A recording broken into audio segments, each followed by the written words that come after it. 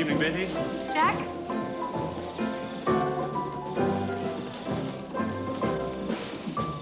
I hope we're still friends, Jack. As much as we ever were, Betty.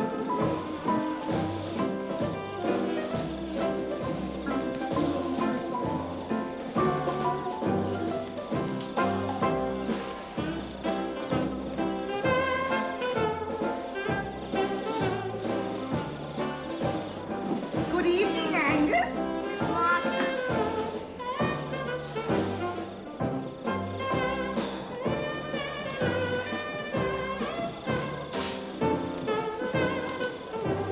Hello, Spit, dear. I'm very pleased to see you joining in, just like everyone else.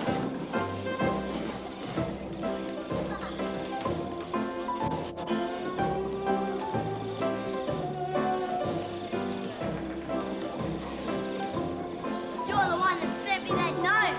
So what?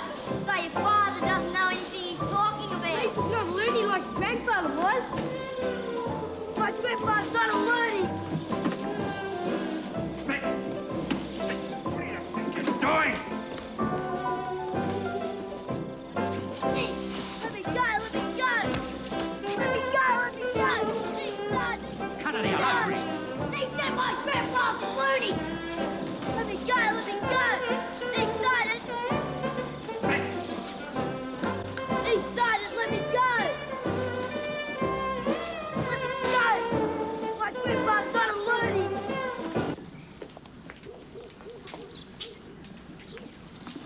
Oh, Mr. Quayle, I was just coming to see you. Good morning, Mrs. Tree.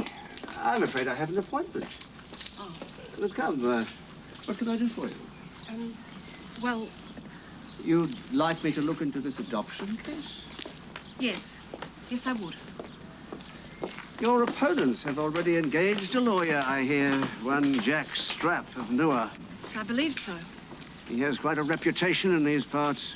I didn't expect to have an opponent, Mr. Quayle. Well, except the law itself. The law is not your opponent, Mrs. Tree, but your protector.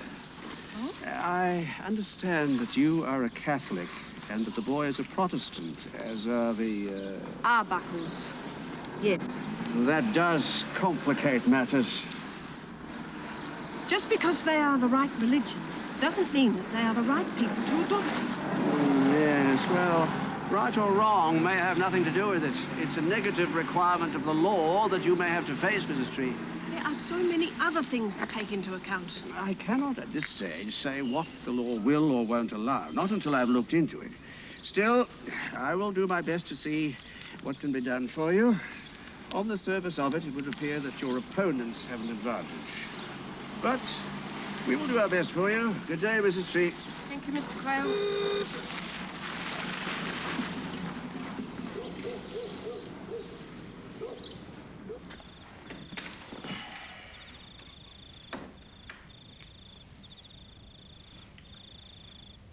I think we should drop it, Grace. I know you think that, Jack. You're building up false hopes in Sadie and the boy. It sounds to me like Quayle was trying to warn you of that.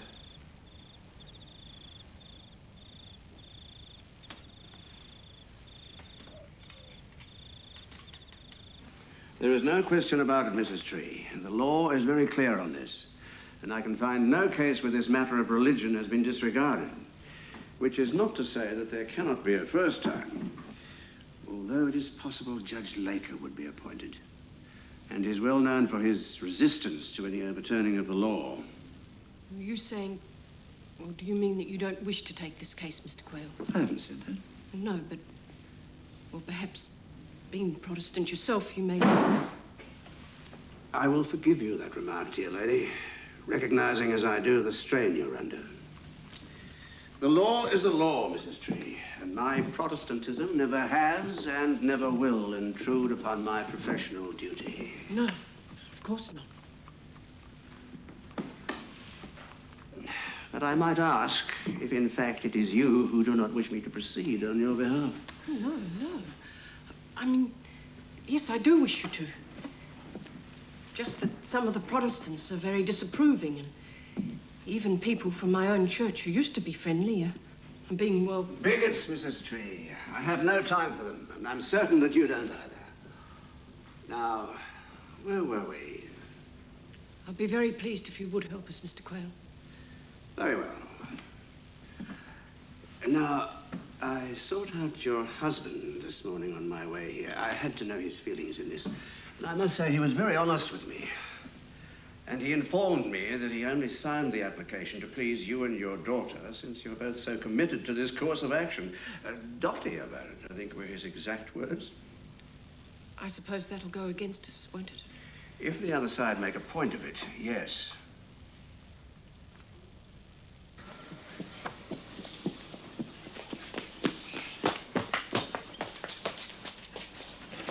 He asked me why I signed the form, and I told him this. I don't believe in beating around the bush or telling lies, and I do not intend to start now. He knows where I stand in all this, don't you, young fella? Look, 2 fish. Oh, we'll have those for tea. There's no point in keeping him in the dark, Grace. It's his future, and he's entitled to know what's what. Now, Quayle tells me that the law is stacked against us. Mr. Quayle said we should try, Jack. I don't see why. He's a Protestant himself, just like the Arbuckles. That doesn't make any difference to Mr. Quayle.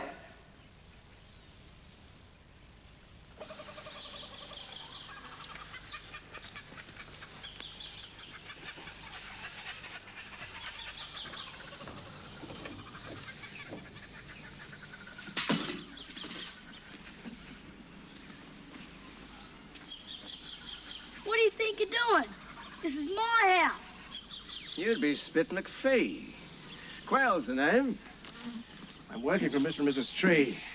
Just looking around. Thought I might find something, an old tin box or something with family documents. There's nothing left to find. I haven't got any family. What's that? Don't know. Looks like some kind of badge. You know much about your mother and father? Of course I do. My grandpa told me all about them. Do you mind telling me what you know about your family?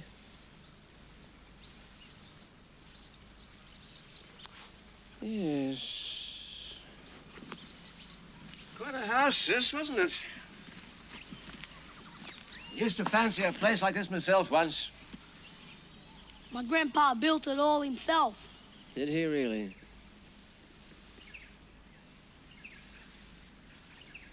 Do I have to go to court too, Mum?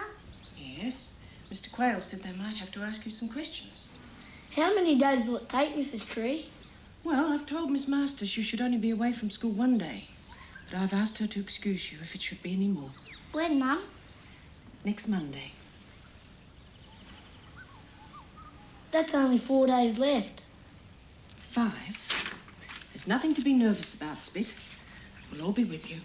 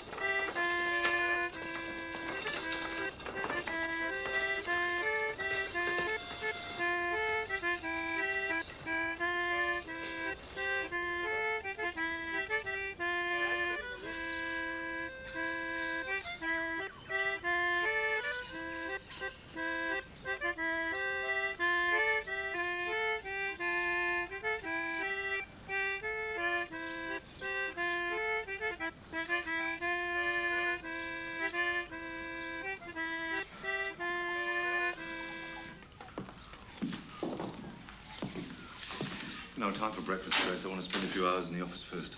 Oh, we have to be in court by 10, Jack. All right, I'll be there. Be good, you two. Mr. Mr. Quayle said it'll go against us with Judge Laker if we're late. Right.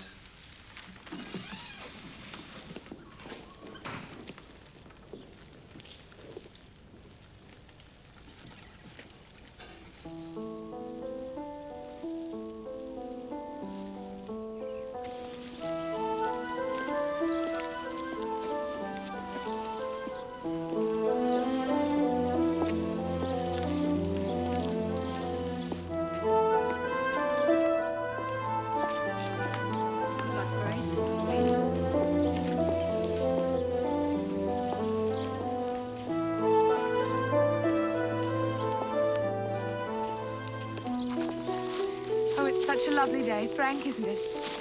I'm not looking forward to this day, Beth. Oh, don't be nervous, dear. Right is on our side. It'll all be settled by tomorrow.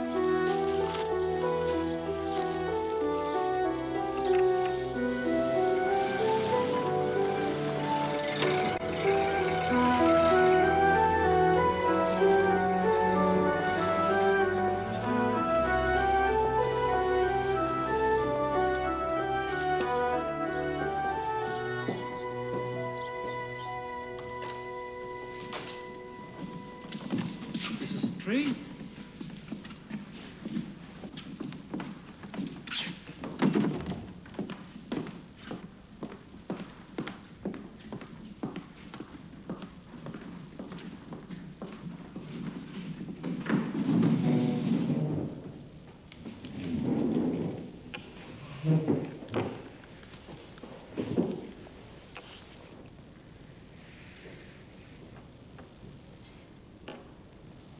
Where's Dad?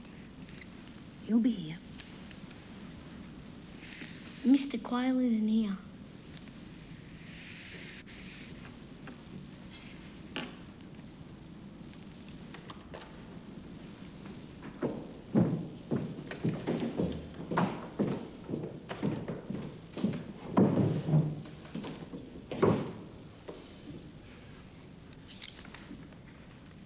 And where is Mr. Quayle?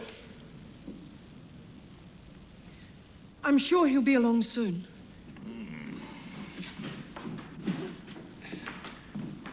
I'm sorry for my tardiness, Your Honor, but there were some difficulties. Well, at least you're here, for which we must be thankful. Now, you, Mr. Quayle, are representing Mr. and Mrs. John Ernest Tree, is that so? That is correct, Your Honor. I don't see Mr. Tree. Where is he? Mr. Tree holds an important position as pastoral and livestock inspector for the district, Your Honor. Some very urgent work is keeping him for the moment. But I hope to have him present later on. You haven't made a very good start, have you, Mr. Quayle? No, I haven't, I'm afraid. All right, let's get on with it. Mr. Strapp, you are representing Mr. and Mrs. Arbuckle. Yes, Your Honor. They are both here. Good.